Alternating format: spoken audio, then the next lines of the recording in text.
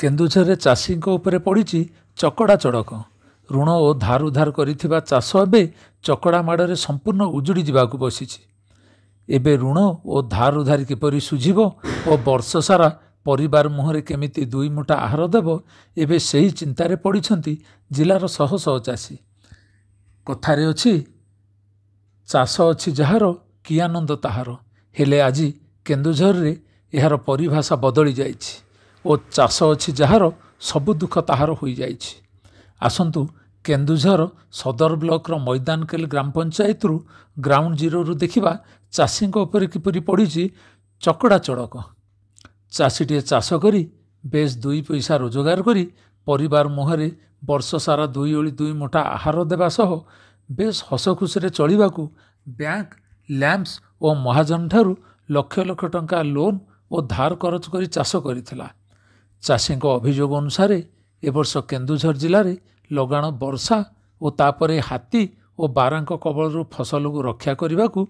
चाषीटी निज जीवन को बाजी लगाई राति दिन अनिद्रा होई जहाँ किछि फसल बंचाई थिला एबे सिथिरे चकड़ा पोक लगी जिबारु चाष संपूर्ण उजुड़ी जावाक बसीछि।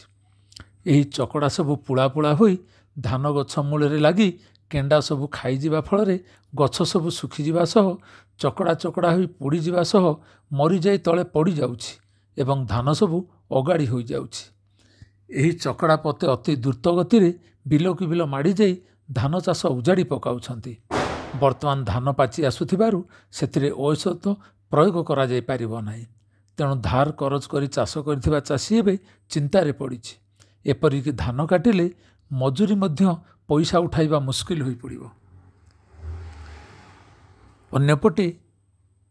कृषि अधिकारी कहवा कथा है ए वर्ष जेहेतु अधिका वर्षा होईछि धान गछ सब पाखापाखि होई लागिछि हाइब्रिड धान टिके अधिका होईछि फल एही चकड़ा पोक बढ़िबार अनुकूल वातावरण सृष्टि होईछि एवं एही चकड़ा पोक लागिबा द्वारा चाष क्षति होईछि हेले धान अमल हेबा परे जाई सठिक क्षयक्षतिर आकलन करा जाई पारिबो।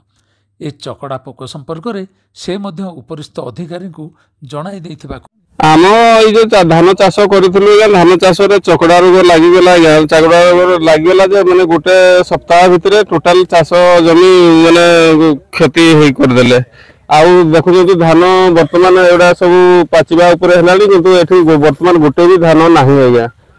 आम जो लोन करिकी चाष करिथिलु बहुत कष्ट धान तड़ी देवाठू आरंभ करिकी से हाथी घोड़े बरहा तो आज्ञा खाईगले जहाँ बरहा भी बहुत नष्ट कर वर्ष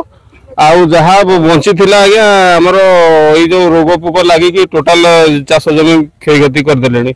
लोन तो सार मु करी गोटे लाख टंका लोन करी लैंप रु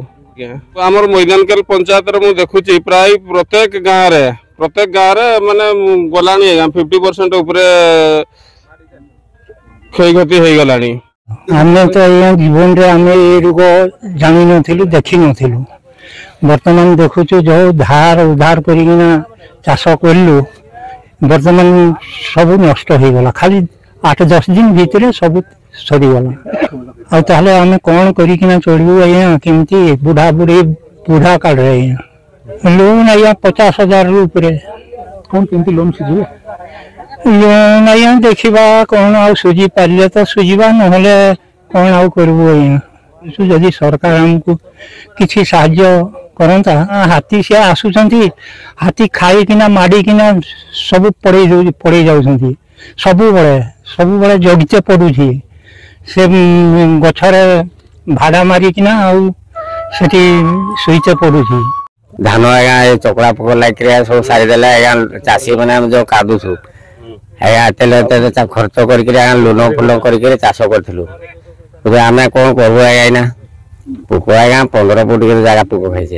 15 दिन भितर आज्ञा सरीगला पोक लागिना आज्ञा